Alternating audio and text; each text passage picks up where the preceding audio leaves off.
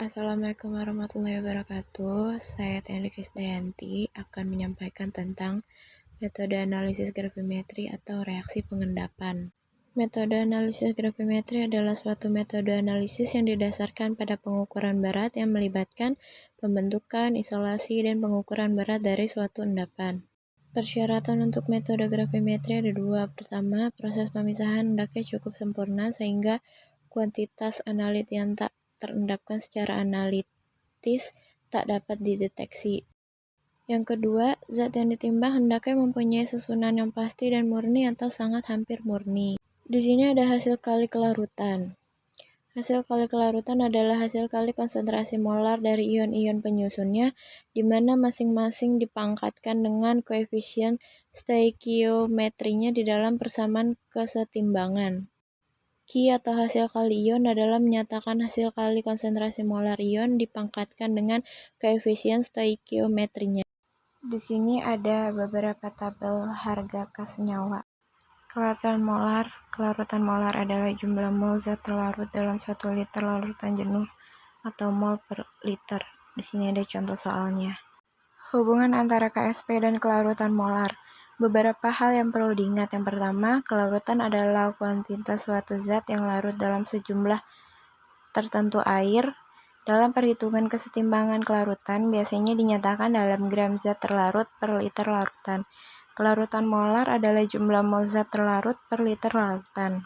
Yang kedua, hasil kali kelarutannya ialah konstanta kesetimbangan. Yang ketiga, kelarutan molar. Kelarutan dan hasil kelarutan semuanya mengacu pada suatu larutan jenuh. Di sini ada solubility rules atau untuk senyawa ionik dalam pelarut air pada suhu 25 derajat Celcius. Pengaruh ion senama dalam larutan. Ion senama ialah ion yang merupakan salah satu bahan endapan. Pada umumnya, dapat dikatakan bahwa kelarutan suatu endapan akan berkurang banyak jika salah satu ion sekutu terdapat dalam jumlah berlebihan, meskipun efek ini diimbangi dengan pembentukan suatu kompleks yang dapat larut. Jika diperhatikan dalam larutan jenuh PbCl2, terdapat kesetimbangan antara PbCl2 padat dengan ion-ion Pb2+ dan ion Cl-. Sesuai dengan asas Le-Chatelier tentang pergeseran kesetimbangan, penambahan konsentrasi ion Na+ atau Cl- akan menggeser kesetimbangan atau persamaan reaksi PbCl2 ke kiri.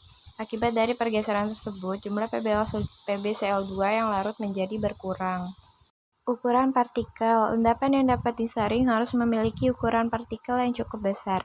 Von Weyermann menemukan bahwa ukuran partikel endapan berbanding terbalik dengan kelewat jenuhan relatif dari larutan. Di sini ada rumus relative supersaturation Q-S per S. Faktor yang mempengaruhi ukuran endapan. Suhunya tinggi, suhu ditingkatkan atau pemanasan larutan, pH-nya rendah. Pengendapan rendah, pengendapan dari larutan encer, penambahan reagen sedikit demi sedikit disertai pengadukan. Mekanisme pembentukan endapan. Terbentuknya endapan dimulai dari terbentuknya larutan lewat jenuh atau supersaturation solution. Nukleasi, sejumlah partikel seperti ion, atom atau molekul membentuk inti mikroskopik dari fase padat. Semakin tinggi derajat lewat jenuh, semakin besar laju nukleasi. Pembentukan nukleasi dapat secara langsung atau dengan induksi.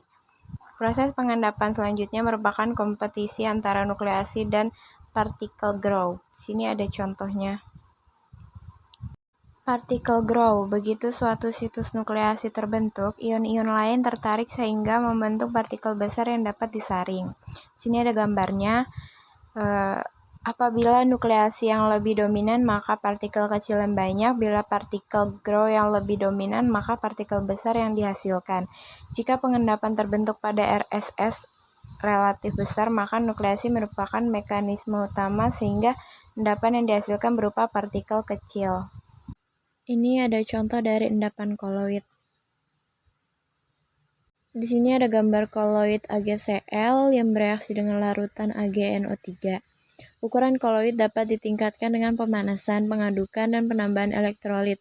Proses merubah koloid sehingga dapat disaring disebut koagulasi atau aglomerasi. Dan di sini ada lapisan adsorpsi primernya, bisa dilihat H+ dan Ag+-nya. Koagulasi. Beberapa koloid bisa berkoagulasi mengangkut turun sejumlah besar air menghasilkan endapan mirip selai atau gel. Yang pertama, liofilik atau hidrofilik atau emulsoid. Koloid yang mempunyai afinitas kuat terhadap larut atau air, contohnya FeOH3. Yang kedua ada liofobik atau suspensoid. Koloid yang mempunyai afinitas terhadap larut atau air rendah, contohnya AgCl. Di sini ada penjelasan bagaimana cara pendekatan yang biasa dipakai agar koloid berkoagulasi. Ada penjelasan tentang peptisasi koloid juga.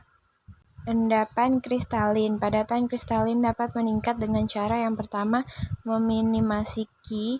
Gunakan larutan encer, penambahan reagen perlahan, pengadukan. Yang kedua, memaksimalisasi es, pemanasan, pengaturan pH. 3. Digestion, menghasilkan endapan yang lebih murni dan mudah disaring. Selanjutnya di sini ada penjelasan tentang kopresipitasi. Ada 4 jenis kopresipitasi. Yang pertama itu surface adsorption. Yang kedua itu ada mixed crystal formation. Yang ketiga ada occlusion. Yang keempat ada mechanical entrapment. Sekian presentasi saya tentang gravimetri. Kurang lebihnya saya mohon maaf. Wassalamualaikum warahmatullahi wabarakatuh.